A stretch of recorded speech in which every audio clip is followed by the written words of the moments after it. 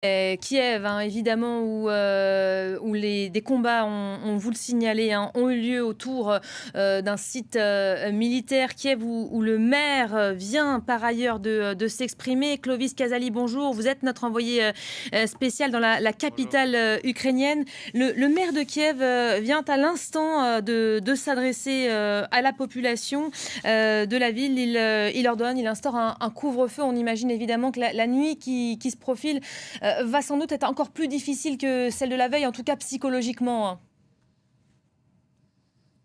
Absolument, et de nombreux hôtels commencent déjà à évacuer leurs clients des hôtels, tout simplement parce que le personnel a fui, le personnel a quitté Kiev, comme de nombreux habitants qu'on a vu toute la journée, qui ont quitté cette capitale ukrainienne en voiture. On les a vus faire la queue à des stations-service, de nombreux embouteillages à la sortie de la capitale ukrainienne. Et vous l'avez dit, l'armée russe qui vise en priorité des installations militaires ukrainiennes et notamment les forces antiaériennes ukrainiennes.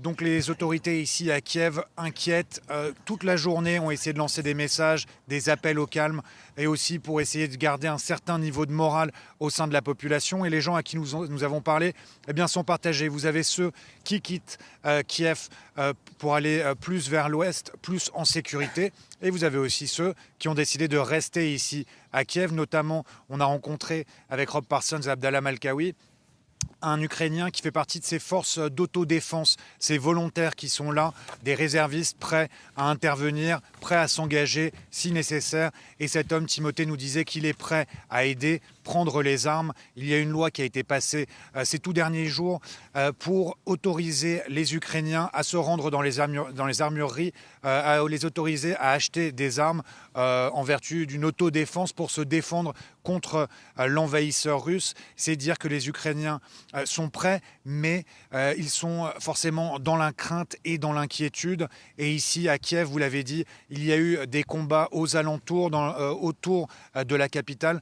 On a entendu des explosions toute la matinée, mais il y en a eu d'autres aussi dans l'après-midi, à environ 20-30 km de Kiev. Et bien sûr, ici, les gens sont inquiets et se demandent si les Russes vont essayer de marcher vers la capitale. Mmh. Effectivement, ce scénario évoqué depuis plusieurs semaines, et que les Ukrainiens, et en premier lieu les habitants de Kiev, hein, ne croyaient absolument pas à cette possibilité d'invasion, cette option de voir un jour les Russes arriver jusqu'à la capitale. Il faut le rappeler, on est à des centaines de kilomètres, hein, de la ligne de front plus à l'est. On dit aujourd'hui que Vladimir Poutine a en tête d'avancer jusqu'à Kiev pour y installer de nouvelles autorités pro-russes. Est-ce qu'on commence à y croire un peu plus aujourd'hui? Toute la journée, c'était l'incompréhension chez les gens. On a même rencontré des Ukrainiens qui nous disaient c'est pas possible, les Russes n'ont pas pu envahir, n'ont pas pu mener cette opération. Et force est de constater qu'au cours de la journée, au fur et à mesure des heures, avec des Ukrainiens qui se renseignent énormément sur les réseaux sociaux, auprès de sources sûres, mais aussi auprès de leurs proches, de leurs amis qui sont un peu partout dans le pays, eh bien ces Ukrainiens forcément commencent à y croire. C'est pour ça que vous avez toutes les boutiques, tous les restaurants, ou presque, on en a vu un ou deux en traversant la ville qui étaient encore ouverts. Tous ces restaurants, ces boutiques qui restent fermées, les employés qui ne sont pas venus au travail ou ces boutiques qui ont fermé au cours de la journée, eh bien, ces Ukrainiens soit vont prendre abri, vont à l'abri dans des abris ou dans le métro ou chez eux, ou tout simplement ont pris leur voiture pour quitter cette zone. En tout cas, la menace se précise, l'inquiétude grandit ici, et comme je vous le disais, très peu de gens ici dans le centre-ville de Kiev, à Maïdan, qui d'habitude est très très occupé. Eh bien aujourd'hui, il y a très peu de gens dans le centre de Kiev. Ce n'était pas le cas dans d'autres quartiers de la capitale, où les Ukrainiens allaient au supermarché pour acheter des vivres, faire des provisions. Ils faisaient la queue aussi aux stations-service. Et on s'est entretenu, on a communiqué avec un des patrons d'une entreprise qui gère l'arrivée d'essence, de pétrole, qui est dans ce secteur-là, et qui nous disait qu'aujourd'hui, il y en avait encore dans certaines stations, mais que demain, il ne savait pas. Car il y a le problème de l'approvisionnement d'essence en ville, notamment parce qu'une certaine partie vient de l'étranger. Et donc forcément les routes sont coupées, l'approvisionnement est compliqué et donc les Ukrainiens, et notamment ici à Kiev, essaient de trouver des solutions déjà dès à présent. Un mot peut-être aussi de l'attente de ces Ukrainiens. On a entendu tout au long de la journée ces différentes chancelleries et chefs d'État s'exprimer. En dernier lieu, Emmanuel Macron qui a exprimé évidemment sa solidarité envers les Ukrainiens. Nous nous tiendrons aux côtés des Ukrainiens dans les jours qui arrivent. Les 27 se retrouvent ce soir à Bruxelles à 20h, évidemment pour se coordonner et pour... On l'imagine, montrer au reste du monde une image d'unité. Qu'est-ce qu'ils attendent, les Ukrainiens, de l'Europe demain ?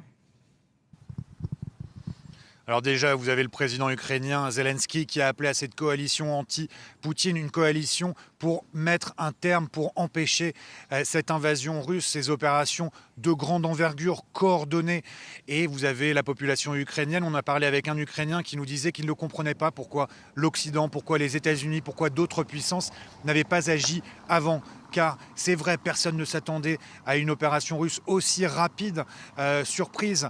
Mais beaucoup de gens ici en Ukraine imaginaient que les velléités russes étaient énormes et que le président russe envisageait bien sûr cette opération contre l'Ukraine. Donc oui, ici beaucoup de gens attendent de l'aide de l'Occident, que ce soit militaire ou pas, ou diplomatique. En tout cas, les gens ici ne cherchent qu'une chose, c'est la paix. Ils ne veulent pas voir les forces russes forcément arriver ici à Kiev. C'est forcément l'inquiétude et la crainte numéro 1. Vous pouvez imaginer la journée. Ils se sont réveillés à 6h du matin avec ce son, ces explosions aux alentours de Kiev. Toute la journée, des sirènes pour leur demander d'aller à l'abri, de se réfugier. Et aussi, on a vu toute la journée des ambulances traverser Kiev.